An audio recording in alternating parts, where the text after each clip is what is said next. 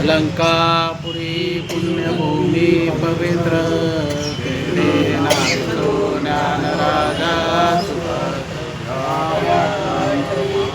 महापुण्यासे नमस्कार माझा श्री सद्गुरु ज्ञानेश्वर कुंडलिका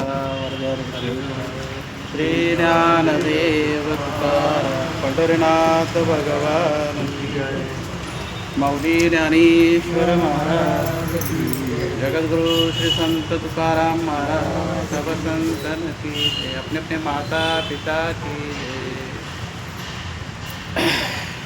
कृपाळू उदार माझा ज्ञानेश्वर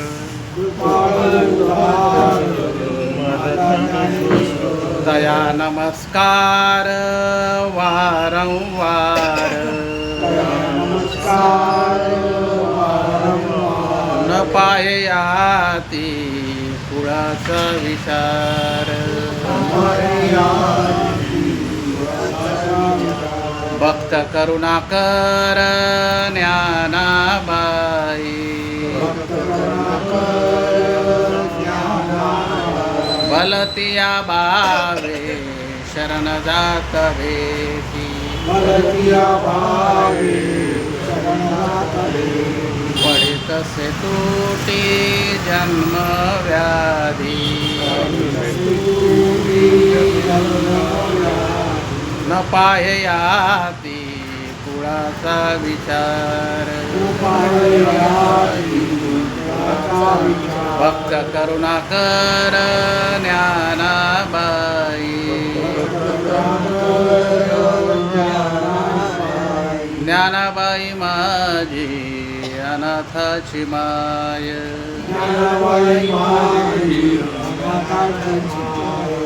एका जनार्दनी पाय वंदित से न पायाती कुळाचा विचार भक्त करुणाकर ज्ञानाबाई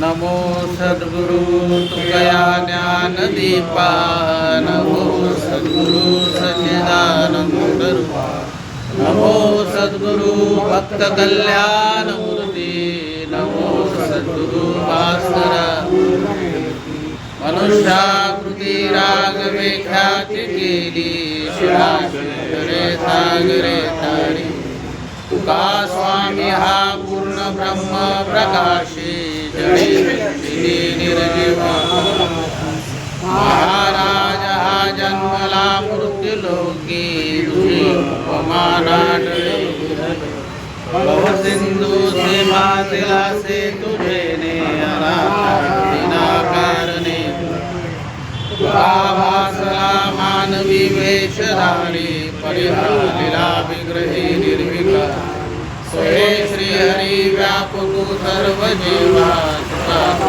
तो हा परब्रह्म दया पूजिले आदरे पांडुरंगे विमानस्थ केले प्रयाण प्रसंग तनु मानवी दिव्य रूपांची गेली न त्यागी दिये दिव्य लोकांचे देवी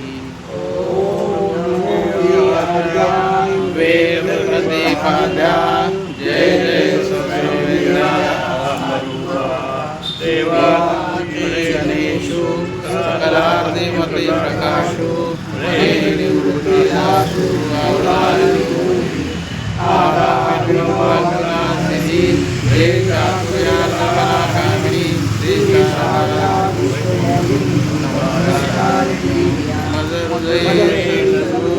तेरे तारे लोहा संसार गुरु जैसे डोळ्यांजन देणे देवेळी रुक्मिणी माटा पुढे वनवास पाहिजे ते प्रगटे फुलते अधिकते सत्ते करुणी घ्यावे तुमते विनवतु असे माझा सांगे गीता भगवंता लक्ष्मी त्याची माता. ज्ञानेश्वरी घरोघरी अर्थात ज्ञानेश्वरीची कार्यशाळा या कार्यक्रमामध्ये आपल्या सर्वांचं स्वागत आहे. आज आपल्याला 53वा श्लोक शिकायचा आहे. नाही 53 52 काल झाला. हां तुम्ही काल नव्हता ना. तर 53वा श्लोक आपल्याला शिकायचा आहे. आणि ह्या 53व्या श्लोकाच्या खाली माऊलीने आपल्याला 2च ओव्या सांगितलेल्या आहेत, 283 आणि 284. तर ह्या श्लोक अगोदर वाचू आपण आणि मला त्याचा अर्थ बघू. श्रुती विप्रतिपन्नाते श्रुती विप्रतिपन्नाते श्रुती विप्रतिपन्नाते यदा स्थास्यति निश्चला यदा स्थास्यति निश्चला यदा स्थास्यति निश्चला. परत एकदा ते आपण वाचू. श्रुती विप्रतिपन्नाते यदा स्थास्यति निश्चला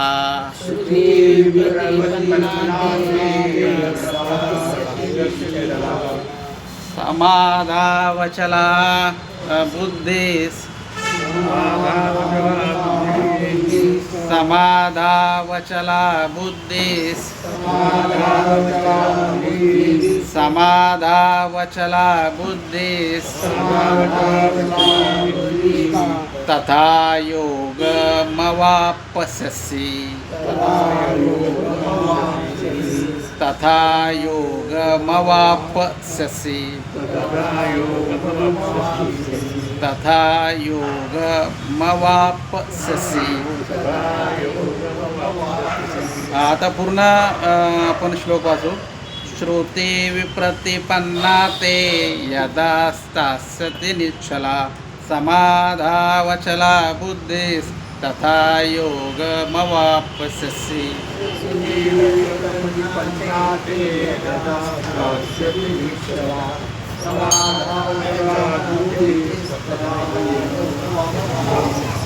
तर ह्या श्लोकामध्ये भगवंत आपल्याला असं सांगतायत, 53वा श्लोक आहे, दुसरा अध्याय 53वा श्लोक. त्यांना भेटलं का? तर याच्यामध्ये भगवंत आपल्याला सांगतायत की योग प्राप्त होतो आपल्याला. कधी प्राप्त होतो?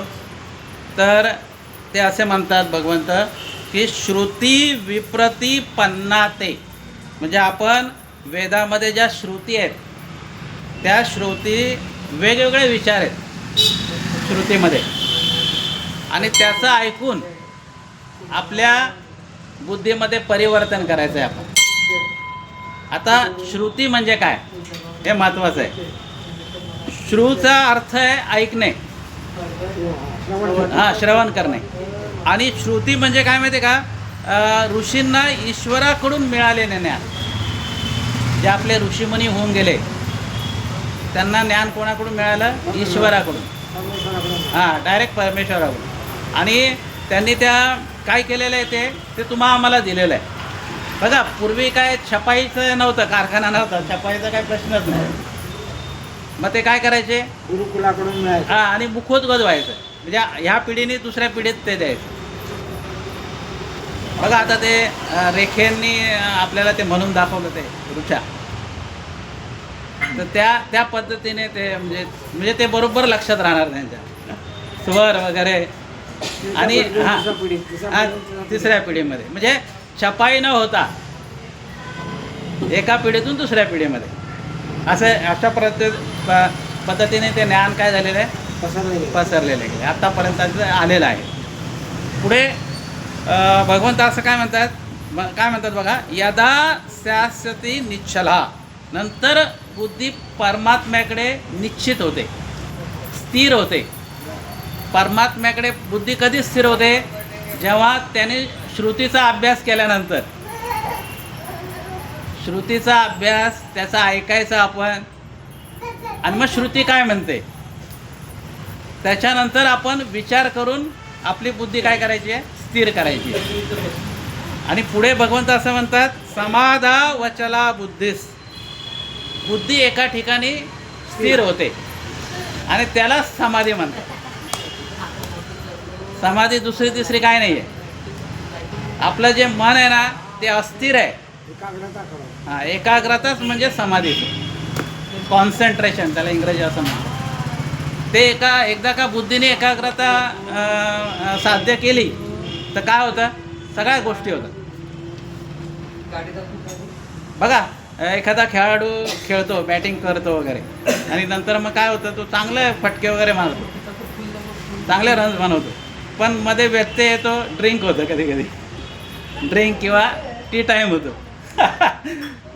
हां, मग त्याचं लक्ष, आणि लगेच बघा कधी कधी पहिल्याच बॉलला आउट होती. म्हणजे स्थिरता एकदा आली का तीच समाधी आहे, असं भगवंताला म्हणायचं आहे. म्हणजे भगवंताला काय म्हणायचं आहे की तुम्हाला योग प्राप्त कधी होईल, जेव्हा तुम्ही श्रुतीचं श्रवण कराल तेव्हा, म्हणजे ईश्वराचं श्रवण कराल तेव्हा. आणि हा जो श्लोक आहे हा शेवटचा आहे. बघा, भगवंत आपल्याला काय सांगता येते आत्तापर्यंत, निष्काम कर्मयोग सांगतायत. आणि 54व्या श्लोकापासून आपल्याला स्थितप्रज्ञांची लक्षणं आहेत.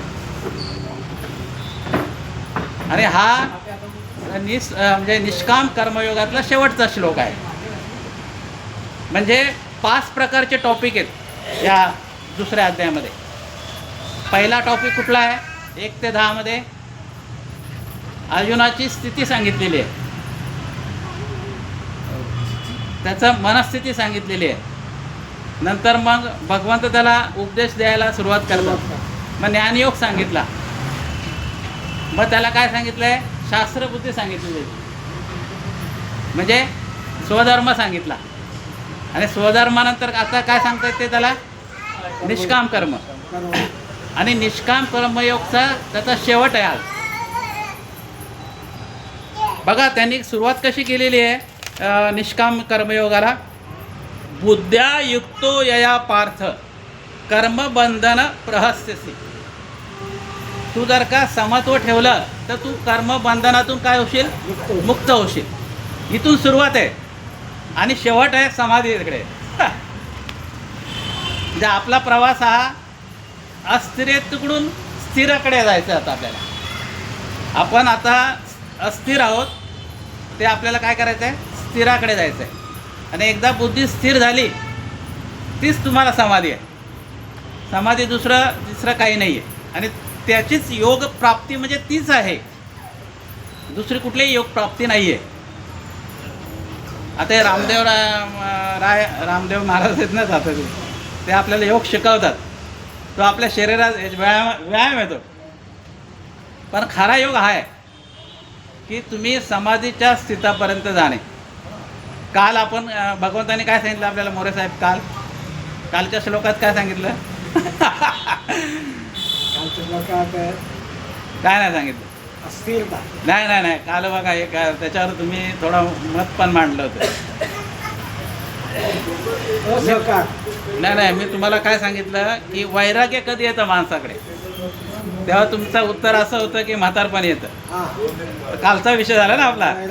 हां, मग काल वैराग्य सांगितलं आणि आज समाधी सांगतो. बरोबर का नाही?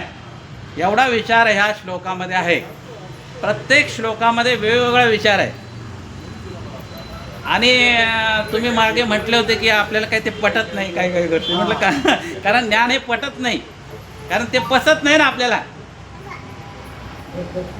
बघा, एखादा पदार्थ आपल्याला पचला तर तो पटतो, आणि तो पचलाच नाही तर तो पटत. काही काहींना पिझ्झा आवडतो फार. आता मला ते पिझ्झा बघूनच उलटी होऊन जाते. तर तो प्रत्येकाचा धर्म आहे वेगवेगळा, आहे की नाही. मग इथे आता हा जो प्रवास आहे अस्थिरेपासून स्थिराकडे, अशांत मन आहे ते आपल्याला काय करायचं आहे, शांत करायचं. शांती परते सुख नाही रे अन्यथा, तुकाराम महाराजांनी म्हटलं. सगळ्यात सुख आहे ते शांतीमध्ये.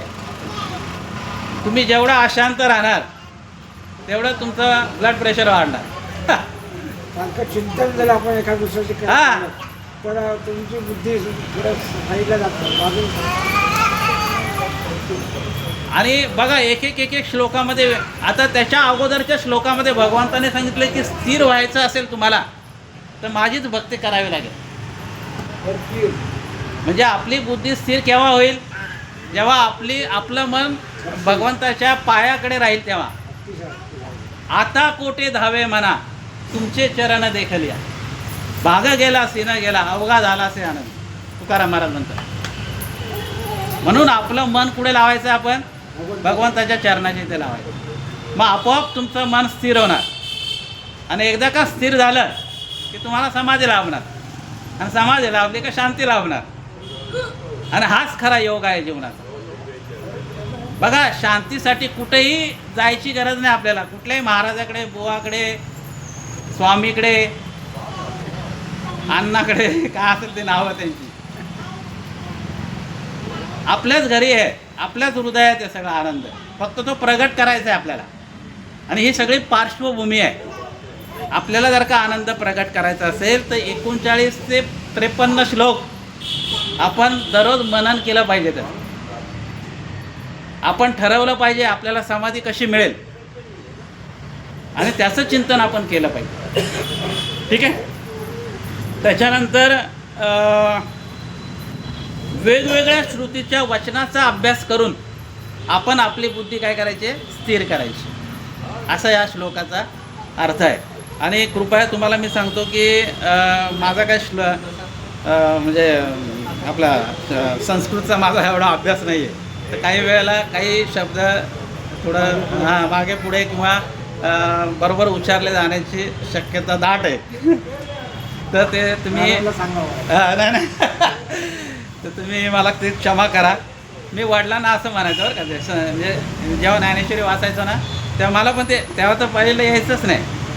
तर मला वडील म्हणायचे नाही, रामकृष्ण हरी म्हणायचं. तू सोडून जायचं, रामकृष्ण हरी म्हणायचं. पण आता इथे काय आता म्हणता येणार नाही रामकृष्ण हरी, कारण आपल्याला ते सेशन सगळं व्यवस्थित करायचं आहे. कारण आपली ही जे कार्यशाळा चालली आहे, तुम्ही शिकताय तर मी पण शिकतोय. आणि विशेष म्हणजे काय, 3 टप्पे आहे आपल्याला. ह्याच्यामध्ये आपल्याला भगवंत काय म्हणतात, त्याच्यानंतर तुकोबाराय काय म्हणतात, आणि ज्ञानोबाराय काय म्हणतात. ह्या त्रिपुटीचा विचार करायचा आहे आपल्याला.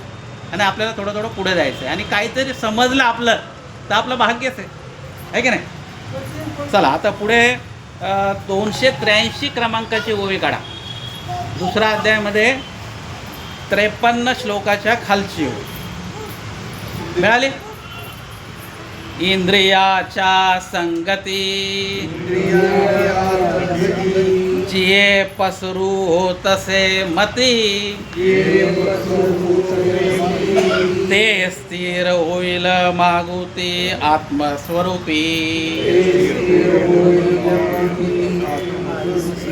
जर तुम्ही श्रुतीचा अभ्यास केला, मनन केलं, तर हळूहळू तुमची बुद्धी काय होणार आहे, परमेश्वराच्या चरणातील लीन होणार आहे. तिथे बघा एक वाक्य माऊलीने सांगितलंय, इंद्रियाच्या संगती, इंद्रियाच्या संगतीने जे पसरू होत असे मती. बघा आपले वेगवेगळे क्षणोक्षणाला आपला रंग पलटतो, विचार क्षणोक्षणाला पलटतात आपले. कशामुळे की आपले इंद्रिय वेगवेगळे आहेत. हे 5 ज्ञानेंद्रिय आहेत आपल्याकडे, आणि 5चा विषय वेगवेगळा आहे. एखादा गंध आहे, एखादा स्पर्श आहे, असे वेगवेगळे विषय आहेत. आणि हे विषय काय करतात, माणसाला मन अस्थिर करतात, आहे की नाही. म्हणून ज्ञानोबाराय काय म्हणतात की ते स्थिर होईल मागुती आत्मस्वरूपी. जे अस्थिर, जे इंद्रिय जे भरकटतात आपले, ते स्थिर होणार. कधी होणार स्थिर? जेव्हा तुम्ही चिंतन करणार. चिंतन करा, भगवंताच्या चरणाचं चिंतन कराल तेव्हा चिंतन म्हणून जेव्हा होईल, स्थिर होईल, तेव्हा तुमचं सर्व व्यवस्थित होईल. भगवानाच्या पायाशी जेव्हा तुम्ही जाऊ शकता. बरोबर. ठीक आहे. त्याच्या पुढचं आता होय बघा. समाधी सुखी केवळ जे बुद्धी होईल निश्चळ, तै पावसी तू सकळ योग स्थिती. म्हणजे तुला समाधी सुख केवळ कधी मिळणार आहे? जेव्हा तुझी बुद्धी निश्चयात्मक होईल, तेव्हा तुझ्याकडे समत्व येईल, तेव्हा तुला समाधी सुख भेटणार आपोआप. बघा, काही माणसं कशा असतात, कायम समाधानी असतात, कायम आनंदी असतात, आणि काही माणसं कायम दुःखी असतात. तुकोबारायने एका ठिकाणी म्हटले की फोडली गौरी तैसा दिसत तोंडावरी. जी गौरी असते ना, शनी कशा असतात, तिचं चित्र कसं असतं, तसाच त्याचा चेहरा. कधी पण म्हटलं तर कधी पण उदासच. कारण कसं आहे माहिती आहे का, हा असं नाही काही नाही मिळालं तर उदास होऊ शकतो मनुष्य, पण मिळून सुद्धा उदास होता. तर परमेश्वर म्हणत असेल, अरे याला मी एवढं दिलं सगळं, तरी हा याचा रडका चेहरा तो काय बदलत नाही आहे. तर मग आपण कायम समाधानी कधी होऊ? जेव्हा आपली बुद्धी परमेश्वराच्या चरणावर स्थिर होईल, तेव्हा आपल्याला समाधी सुख भेटेल आणि बुद्धी निश्चित होईल आणि आपली दृष्टी समत्व राहील. आपण कोणाचाही राग द्वेष करणार नाही, कोणाचीही आपण निंदा करणार नाही. सर्व ही प्रभूची लेकरं आहेत आणि सगळ्याकडे आत्मा एकच आहे. शरीरं वेगवेगळी आहेत, शरीर नश्वर आहे, आत्मा शाश्वत आहे. ह्या विषयावर तुम्ही एकदा आले तर तुम्हाला समाधी मिळाली आणि तुमचा जन्म काय झाला? सुफल झाला. बरोबर काय? याच्यात फक्त तुकोबारायचं एक 2 प्रमाण म्हणतो आणि आपली सेवा समाप्त करू. बघा, याच्यामध्ये महाराज असं म्हणतात तुकोबाराय की चित्त समाधान तरी विष वाटे सोने. चित्त जर का समाधान असेल ना, तर सोना सुद्धा विष वाटतं आपल्याला. ही भूमिका कधी होईल आपली? जेव्हा तुम्ही समाधानी व्हाल तेव्हा. आणि समाधान तर मनुष्य राहतच नाही शेवटपर्यंत. हा, इंधने निमाला अग्नी केवी. महाराज म्हणतात, किती लाकडं टाकली तर अग्नी शांत होईल महाराज? सांगा तुम्ही. किती लाकडं टाका, तो म्हणणार नाही थांबा म्हणून. तसं आपलं आहे, आपल्याला किती मिळालं पण आपण काही थांबत नाही. काल विषय आपला झाला काय? कसला विषय झाला आपला? 85व्या वर्षी सुद्धा मला काय पाहिजे आता? राज्य नाही बंगलाचं आहे, पण राज्यसभेचं मला तिकीट पाहिजे. नाही, नाव नाही घ्यायचं आपल्याला. मी तुम्हाला नाही, तुम्ही यांनी नाव घ्यायचं, मग मी त्याला कालच बोललो नका, नाव नका घेऊन. जाऊ द्या, तो विषय नाही आपला. हा, तुका म्हणे जेणे राहे समाधान, ऐसे ते भजन पार पावे. बघा, भजन करताना जर का समाधान राहिलं तर ते भजन परमेश्वराकडे चालतं, आहे की नाही? मी आपल्याला भरपूर हा विषय किती वेळा तरी आलेला आहे. Woman wants are unlimited. माणसाच्या गरजा अमर्यादित आहेत. त्या गरजा आपण जर का लिमिटमध्ये ठेवल्या तर आपण समाधानीच आहे. आणि समाधान आणि असमाधान हे तुमच्याकडेच आहे. मानलं तर समाधान. कालच बघा, काल का परवा त्या जितेंद्र जो हिरो आहे बघा, आता त्याचं वय 85 वर्षाचं आहे. त्याचा व्हिडिओ व्हायरल झाला. म्हणजे एकनाथ शिंदेच्या बरोबर काहीतरी त्यांचं एक हे होतं, काहीतरी मीटिंग होती. तेव्हा त्यांनी म्हटलं की मी जेव्हा पहिली माझी भूमिका होती तेव्हा मला 10 रुपये मिळाले होते 1963 साली. हां, आणि आम्ही चाळीमध्ये राहायचो ना, तर पहिल्यांदा माझ्याकडे ट्यूबलाईट फिटिंग झाली. ते ट्यूबलाईट फिटिंगला साईडले सगळे आजूबाजूचे लोक बघायला आले, पहिल्यांदाच ट्यूबलाईट बघितली त्याने. 63 सालाची गोष्ट आहे. आणि ते जे समाधान आहे ते म्हटले होते बरं का, ते आज माझ्याकडे करोड, माझ्याकडे किती पैसे आहे मलाच माहिती नाही, पण ते समाधान नाही. क्रॉम्प्टनचा पंखा मी पहिल्यांदा लावला तर ते पंखा बघायलाच लोक यायचे. पहिला मच्छरही नव्हते, आता पंख्याशिवाय तुम्ही झोपू शकत नाही. मला तर असं आठवतं बघा, 1980 आमच्याकडे आम्ही ठाण्यात होतो तिथे, मला वाटतं 80 साली माझ्याकडे लाईट आली. स्टेशन जवळच आम्ही राहत होतो, दादा पाटील वाडीमध्ये. 1980 साली लाईट आली. आणि तुम्हाला माहिती आहे दिवाळीमध्ये ना त्याला पंती लावायची, त्या आकाश दिवाळीला पंती लावायची. आणि तो पंतीचा आहे ना आम्ही लावलोय. हां. आणि तो कागद, तो आकाश कंदील आहे ना असा वडायचा वरती आणि वरती लावायचा, तर त्याच्यात वारा यायचा आणि तो कंदीलच जळायचा कधी कधी. हां, परत मग ते पेपर आहे ना परत चिटकवायचा. आणि त्याच्यात जी मजा आहे, आज मला सांगा, आज कंदील कोण बनवतं का? मग आता तुम्ही म्हणाल तो आनंद कशात आहे? बनवण्यात आनंद होता. त्या 2 काट्या लावायच्या खाली अशा विकत आणायचं दुकानात. आता सगळं रेडीमेड आहे हो. आता सगळं झोमॅटो आहे ना, टोमॅटो आलाय, त्याच्यामुळे काही प्रॉब्लेम नाही. पुंडलिका वरदे विठ्ठल श्री ज्ञानदेव तुला, पंढरीनाथ भगवान, माऊली ज्ञानेश्वर महाराज, जगद्गुरु श्री संत तुकाराम महाराज, सर्व संत की अपने माता. भालेराव महाराज, आपलं नाव नाही घ्यायचं कोणाचं. हां, नाव घ्यायचं नाही.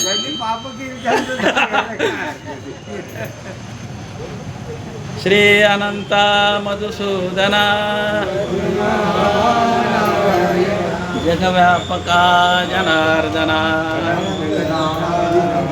सकळ देवादी देवा, महानंदा महानुभवा, चक्रांधरा विश्वंभरा,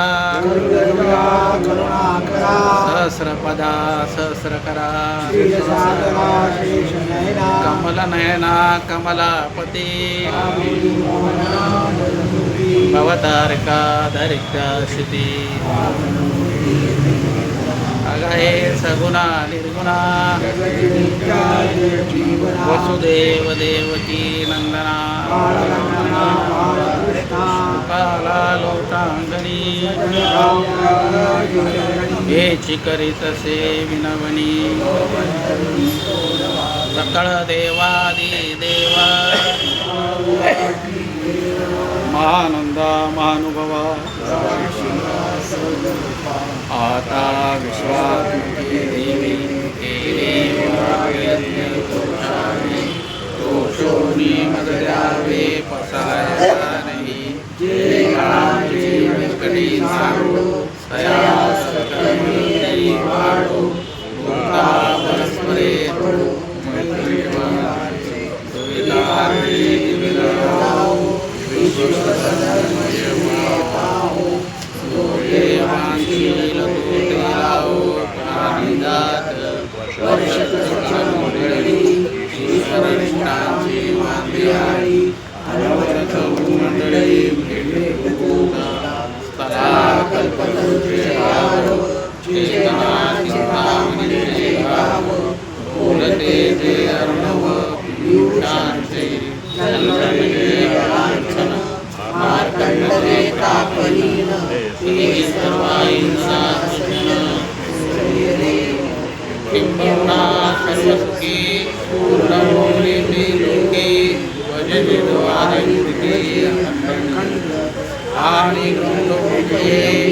विशेष लोकीये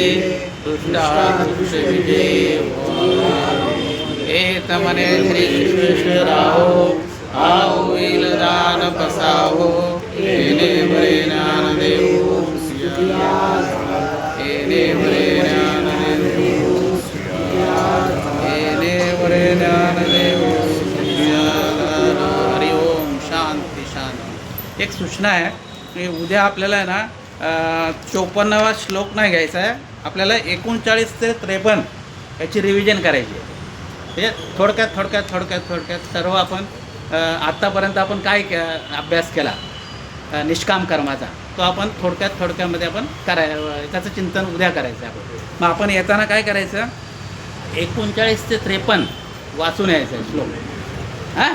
आणि त्याच्यात एक प्रश्न मी तुम्हाला विचारेन मागचं झालेलं, आणि तो जो उत्तर देईल त्याला एक बक्षीस माझ्याकडून भेटेल, कारण आपली एक कार्यशाळा आहे. पण झालेलं ना आपलं, चला.